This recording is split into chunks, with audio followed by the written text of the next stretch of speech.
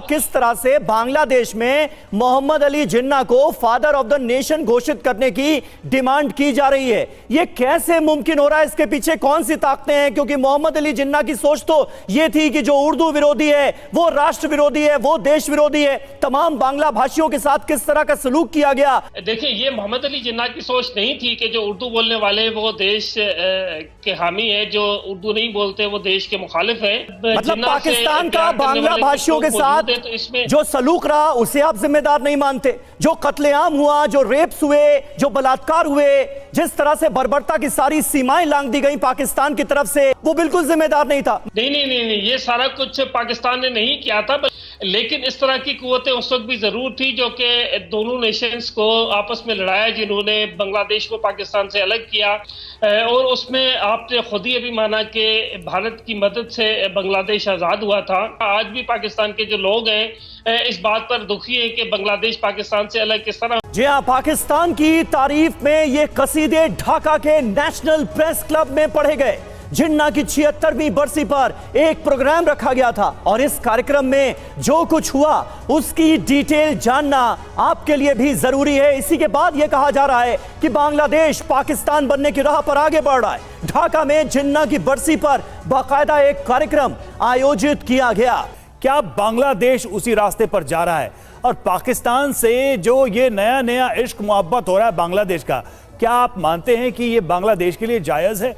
वो बांग्लादेश जो कभी पाकिस्तान के खिलाफ खड़ा हुआ, लड़ा। समीर, देखें, पाकिस्तान और बांग्लादेश असल में तो एक ही थे, लेकिन दरमियान में हुआ ये कि जब पाकिस्तान की जो पावरफुल कुव्वतें थी, उन्होंने जब उस चीज़ का एहतराम नहीं किया, उसके नतीजे में ये हुआ कि बांग्लादेश पाकिस्तान से अलग हो गया। बांग्लादेश और पाकिस्तान दो टुकड़े हो गए। और उसमें आपने खुद ही अभी माना कि भारत की मदद से बांग्लादेश आज़ाद हुआ था।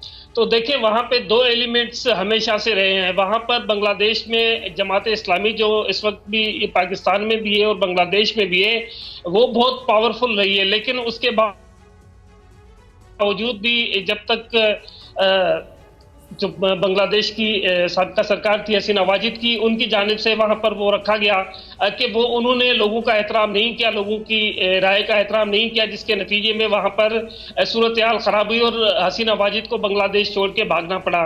तो देखें, जिस जमाने में भी जब भी आप लोगों की राय का एहतराम नहीं करेंगे, उसके नतीजे में हालात इसी तरह से पैदा होंगे। ज़मीर अली साहब, मौजूद सवाल ये है, ज़मीर अली साहब, मौजूद सवाल ये है कि अभी आपने सुना होगा किस तरह से बांग्लादेश में मोहम्मद अली जिन्ना को फादर ऑफ द नेशन घोषित करने की डिमांड की जा रही है। यह कैसे मुमकिन हो रहा है? इसके पीछे कौन सी ताकतें हैं? क्योंकि मोहम्मद अली जिन्ना की सोच तो यह थी कि जो उर्दू विरोधी है, वो राष्ट्र विरोधी है, वो देश विरोधी है। तमाम बांग्ला भाषियों के साथ किस तरह का सलूक किया गया ये हम सब जानते हैं। उसके बावजूद भी ऐसी कौन सी ताकतें हैं जो ये चाहती हैं? देखिए, ये मोहम्मद अली जिन्ना की सोच नहीं थी कि जो उर्दू बोलने वाले वो देश के हामी है, जो उर्दू नहीं बोलते वो देश के मुखालिफ है। लेकिन इस तरह की कुव्वतें उस वक्त भी जरूर थी जो कि दोनों नेशंस को आपस में लड़ाया, जिन्होंने बांग्लादेश को पाकिस्तान से अलग किया। और बांग्लादेश सब जानते हैं कि किस नतीजे में पाकिस्तान से अलग हुआ था। आज भी पाकिस्तान के जो लोग हैं इस बात पर दुखी हैं कि बांग्लादेश पाकिस्तान से अलग किस तरह हो गए, क्योंकि हम ये समझते हैं कि हम एक ही देश थे और हमारे दो टुकड़े हो गए। और इस दो टुकड़े होने के नतीजे के जो भी कारण थे, उसमें एक कारण शेख मुजीब भी था और दूसरे कारण पाकिस्तान की एस्टेब्लिशमेंट भी थी, जिसके नतीजे में ये दो टुकड़े हुए थे। तो इस वक्त अगर वहां पर मतलब पाकिस्तान का बांग्ला भाषियों के साथ तो इसमें जो सलूक रहा उसे आप जिम्मेदार नहीं मानते? जो कत्लेआम हुआ, जो रेप्स हुए, जो बलात्कार हुए, जिस तरह से बर्बरता की सारी सीमाएं लांघ दी गई पाकिस्तान की तरफ से, बांग्लादेश के इस रीजन में रहने वाले लोगों के प्रति जो सलूक रहा वो बिल्कुल जिम्मेदार नहीं था। मतलब पूरी तरह से इतिहास को भुला दिया जाए। नहीं, ये सारा कुछ पाकिस्तान ने नहीं किया था, बल्कि अच्छा। पाकिस्तान पे काबिज कुछ लोगों ने किया था, जिसके नतीजे में सारा कुछ ये अफसोसनाक वाकया हुआ था देखिए, पाकिस्तान के अवाम आज भी बांग्लादेश के लोगों से प्यार करते हैं और वो इस बात पे दुखी होते हैं कि पाकिस्तान और बांग्लादेश के जो दो टुकड़े हुए थे वो आज भी उसको पाकिस्तान में बहुत ही दुख की नजर से देखा जाता है। लेकिन यहाँ पे बिल्कुल अफसोसनाक ये वाकयात हुए थे कि उस जमाने में जो हमारी स्टैब्लिशमेंट थी उनके गलत फैसलों के तो आप ये मानते हैं कि उस समय जो लोग पावर में थे पाकिस्तान में, उनके द्वारा उनके मार्फत, उनके जरिए कुछ ऐसी चीजें की गई जिसने बांग्लादेश को अलग कर दिया। लेकिन संजय भारद्वाज साहब, सवाल तो यही है कि बात लोगों की हो रही है भाई, पाकिस्तान में लोगों की बात कब और क्या क्या सुनी गई? या तो सेना ने जो चाहा वो किया, या खानदानी सियासतदानों ने जो चाहा वो किया। क्या आप बांग्लादेश में भी कुछ ऐसा ही देख रहे हैं? बैकग्राउंड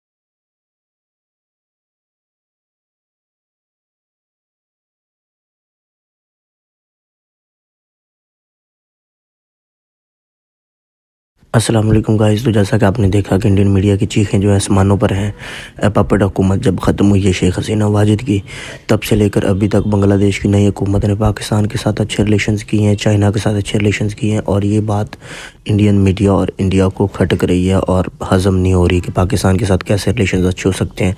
एंड उन्होंने फादर ऑफ जो नेशन का है वो मोहम्मद अली जिन्ना को का उनकी बरसी मनाई है। इस चीज़ को लेकर काफ़ी परेशान है इंडिया।